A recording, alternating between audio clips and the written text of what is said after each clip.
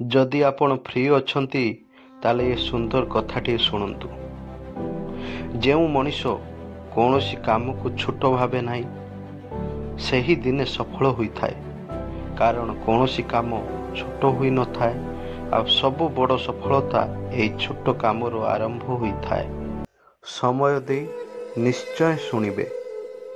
ଫୁଟୁଥିବା ପାଣିରେ ଯେପରି ନିଜର ଛାଇ ଦେଖାଯାଏ ନାହିଁ, ଠିକ୍ ସେହିପରି ଅଶାନ୍ତ ମନରେ କେବେ ବି ସମାଧାନର ବାଟ ଦେଖାଯାଏ ନାହିଁ।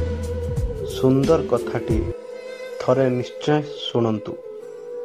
ଜୀବନର ସତ୍ୟ କେବଳ ସେଇମାନଙ୍କ ଉପରେ ଭରସା କରନ୍ତୁ ଯିଏ ଆପଣଙ୍କ ଭିତରେ ଏହି ତିନିଟା ଜିନିଷ ଦେଖିପାରୁଥିବ।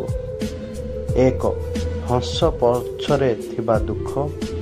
2. ରାଗ ପଛରେ ଥିବା ଭଲ ପାଇବା। 3. ନୀରବ ରହିବା ପଛରେ ଥିବା କଷ୍ଟ।